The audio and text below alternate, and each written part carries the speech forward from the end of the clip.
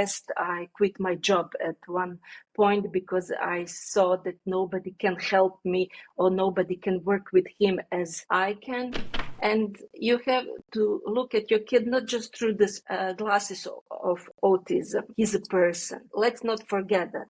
But I see technology as a tool to help my kid. Welcome to the Metautism Podcast, where we're diving into the vibrant world of autism and championing inclusive education and employment.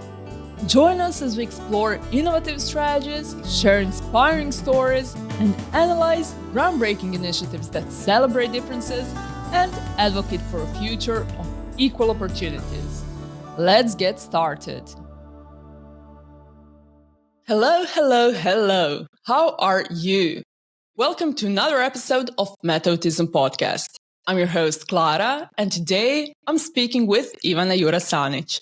Ivana is a lawyer, but also mother of 16-year-old Matej, who is autistic. In just a few months, Matej will start his vocational high school education.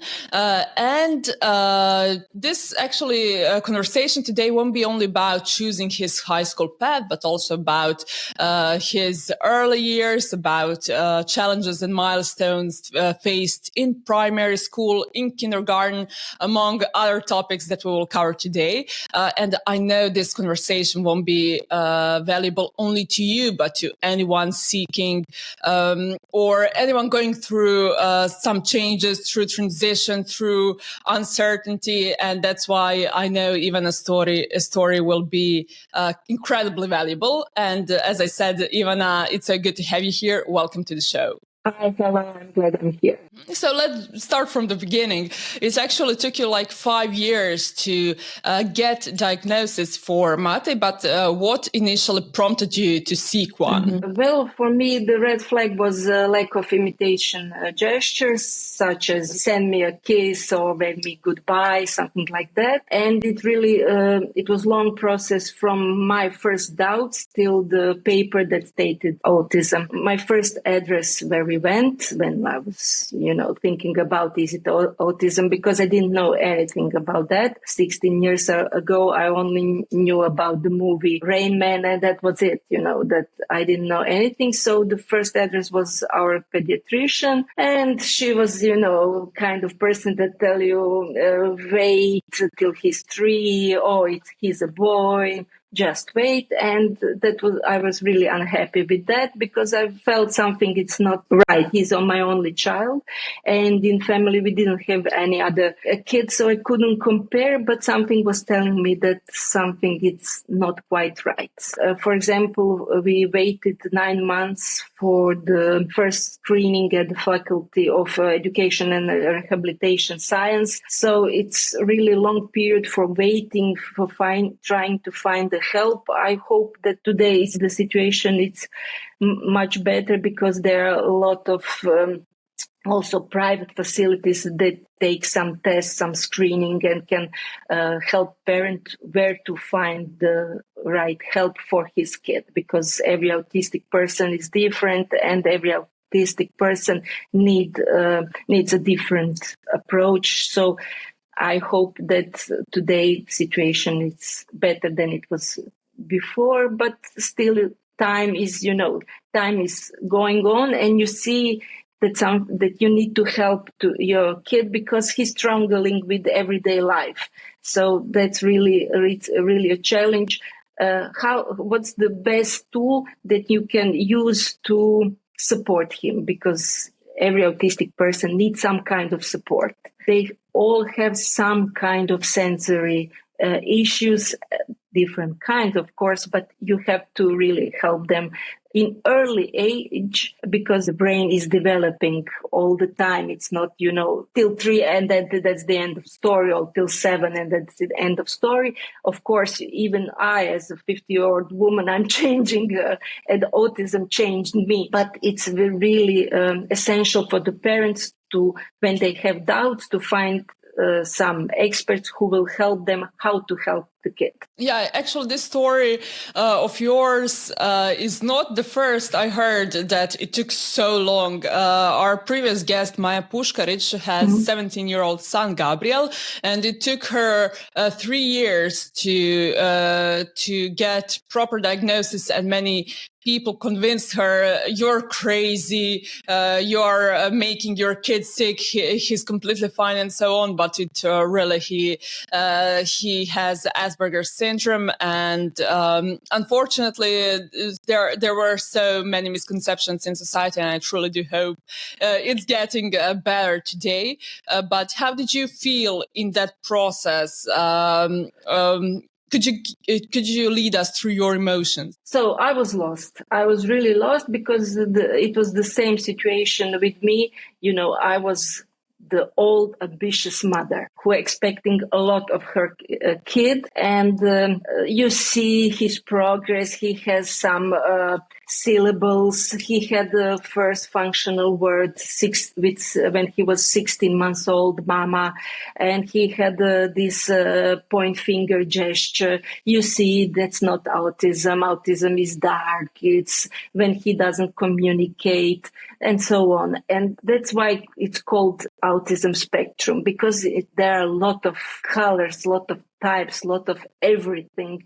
It's not just one-dimensional thing. So I know it's tough to put the diagnosis on a small kid, but it will help him. We have to think that it will help him. The diagnosis will push us for the action, and that's what we need to understand him. And of course, as a parent, I was completely really lost. I was really depressed. I quit my job at one point because I saw that nobody can help me or nobody can work with him as I can. And it was really, really challenging periods. I think around 5th birthday, I was, put myself together and see that there is a light. The autism is not such a dark, heavy thing, that there we enjoyed a lot of things. I learned through him what the nature means to us, how we can recharge ourselves. It is a learning process, also for parent, also for kid. And you have to look at your kid not just through the glasses of autism. He's a person. Let's not forget that.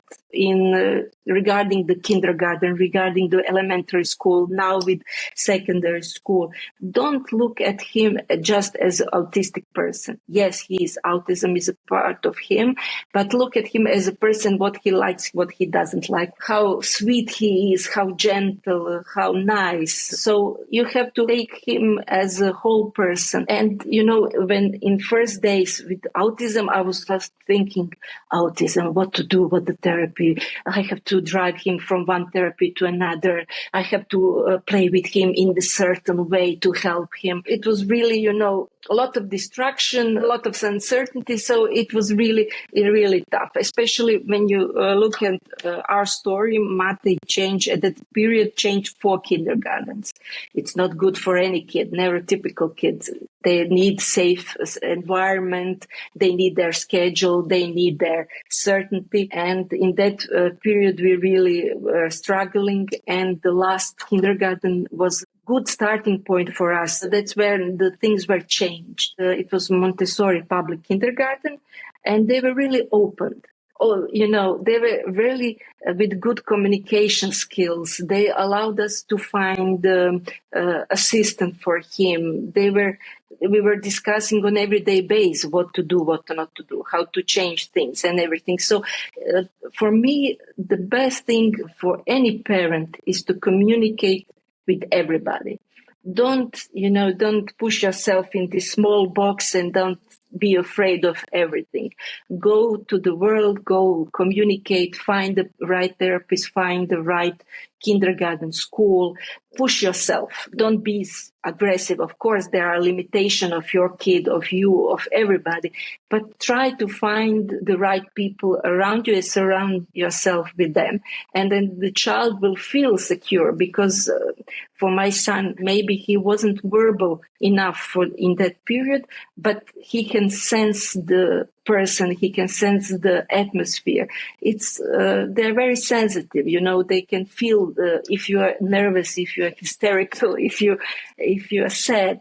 They all sense that, and they want positive environment as any other person, any other kid. So that was the key thing for us to find the right kindergarten. And then from then, everything went really well. This young psychologist, Domagoj, who was his assistant, he stayed with us for 5 years, 2 in kindergarten and 3 in elementary school. So this transition from kindergarten to elementary school went really smoothly because my son had support. He had his person with him, and that was crucial at that time, that he feels secure in new environment with new kids, with new duties and new expectations of him. I mean, that's great. Actually, I really wanted to ask you, how did the kindergarten went, but maybe we can now focus more on primary school, on elementary school, on that experience. We postponed elementary school for 2 years.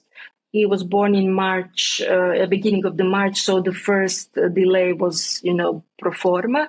But for the second one, we had to fulfill some administrative requirements, and they approved it. So he started his school as an 8-year-old kid. But that was a good decision, because during the last 2 years in kindergarten, he really changed a lot in a good sense. He was ready for school, not at the 6 when he was 6, but when he was 8, he was really, really ready for school.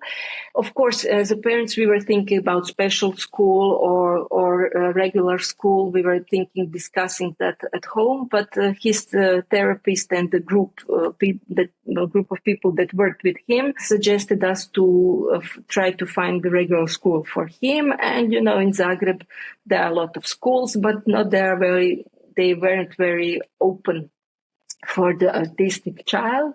And we had the list of 10 schools that we were trying to visit, and had some meetings. During that period, we really found one that was welcoming us.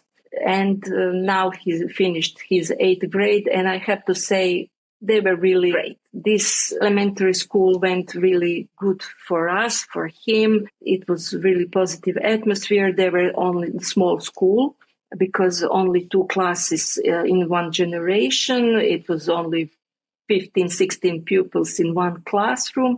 So because you have to understand that we passed through COVID, we passed through the earthquake, we passed through the rebuilding the school.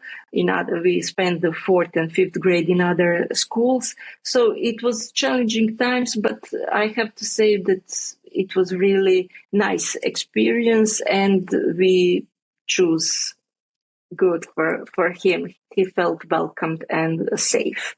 Of course, during the 7th and 8th grade, when kids are changing puberty, hormones and everything, there are some different kind of challenges. As parents, we are very afraid of peer violence, peer bullying. That's not the case in this school, but you're always asking yourself, because he doesn't really understand completely social relationship. He doesn't understand why in 1 minute they are enemies, in another minute they are best friends. Why kids in classroom listen loud music.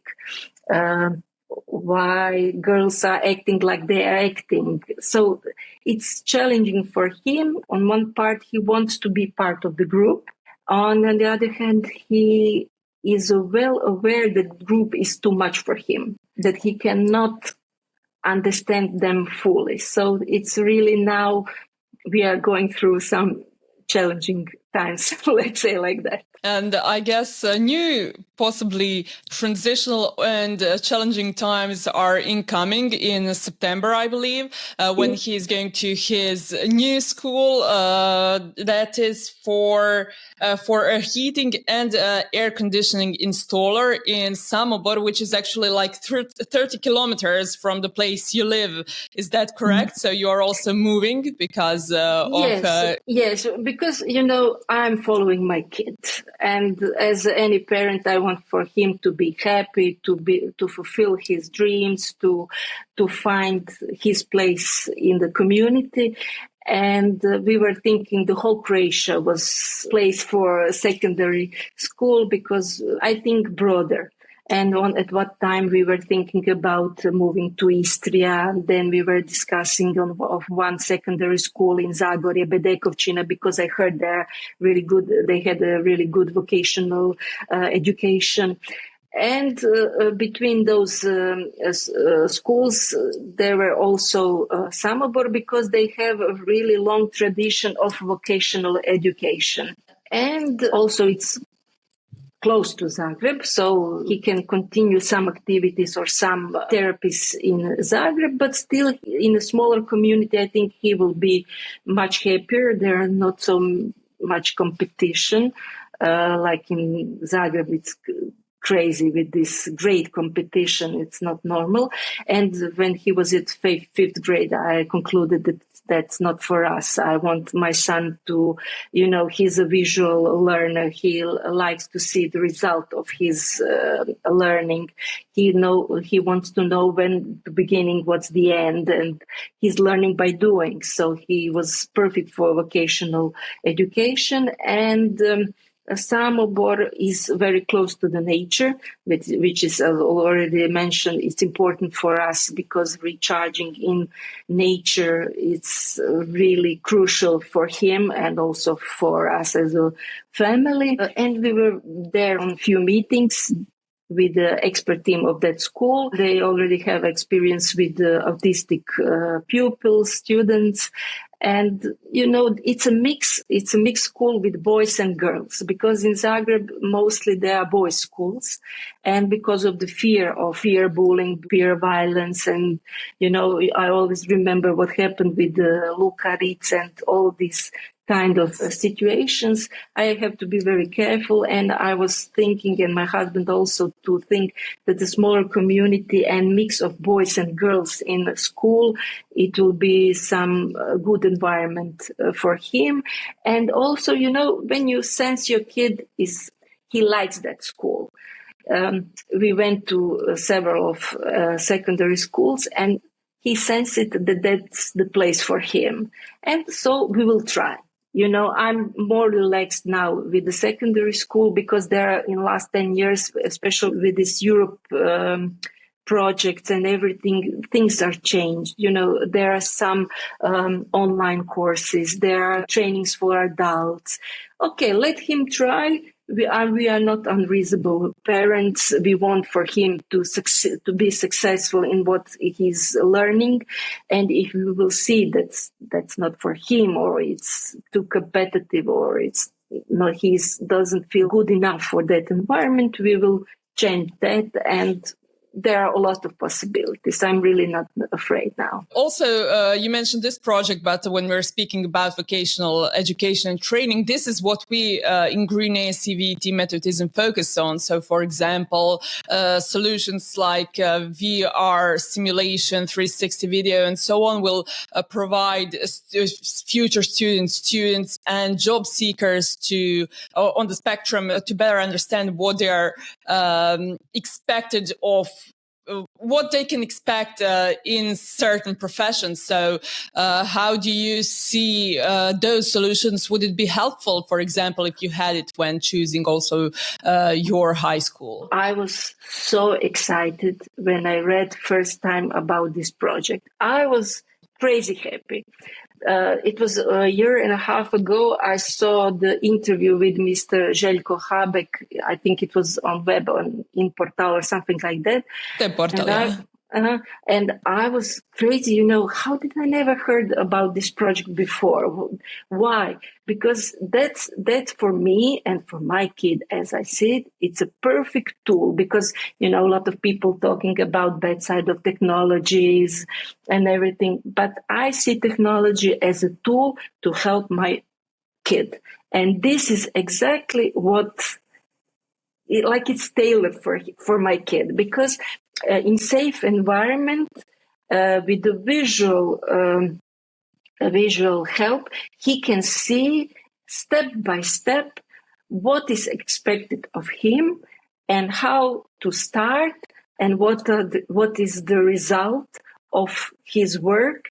And it's really, I think it's really helpful. And I really hope that a lot of people and a lot of family with autistic persons will learn from this project to think outside of box, to understand that autistic persons can give something to the society. That's not, there is no option anymore to put them in home with the parents and gives them some money and that's it. There are more and more. It's already autistic society in Croatia. We are not alone in this universe. There are also a lot of autistic persons in European Union, and they are giving, I think, a lot of initiatives around how to how can autistic persons can find job or something similar to the job, or how can they be really included in society, not closed at home within the four walls. So I think this project is really crucial to understand, and I hope in September or October Mr. Željko Habek will come in Zagreb and will present this project, and I'm hoping for the parents to be encouraged that there is something different. There is going on something in Croatia. It's not only, in other countries they are doing this or that. Yes, we are here. There are people who are thinking about us, especially when you think that Mr. Željko Habek doesn't have autistic person in his family. There's a backup story about that. It's very interesting how he found out about that, what gave him an idea. So I really hope that and all the institutions and will recognize this. I asked in Samobor, did they heard about this? Did they hear about this project? They didn't, but we will make something for them just to be aware that there is possibility. So I'm really happy about this project and everything that it brings. That's fantastic to hear. I would like to ask you about your experience, about your, let's say, mother's intuition, because if you haven't had the intuition and, for example, a seek assessment for autism and so on, many things would be different. My advice to every parent is surround yourself by the people who understand you, because support doesn't always come from family or from close friends. Connect yourself with the right associations that are nearby, or with the parents that have a similar situation. Autism is not a big babaroga or some old witch that you have to be afraid of. Get to know your kid. Find out what he likes, what he doesn't like, what he enjoys. Find these moments with him that you are really, just having fun. For example, for us, it's riding a bike. Matej is enjoying riding a bike or skiing or ice skating. So we are doing a lot of these activities to connect, to just to laugh, to have a good time. Read books, for example, Neurotribes from, I think it's Steve Sibelman, Neuroplemena. It's really nice book to recommend. Look at the movies. For example, Inside Out, Izvrnuto, Obrnuto, just to get the picture, to relax yourself, go to the nature, look at the green leaves and everything. So try to find some happiness, what's good for you and also what's good for your kid. And things will come out, And especially when you look nowadays, opportunities and, for example, this project, these technical tools, virtual reality, argumentative communicators, and so on. So relax yourself.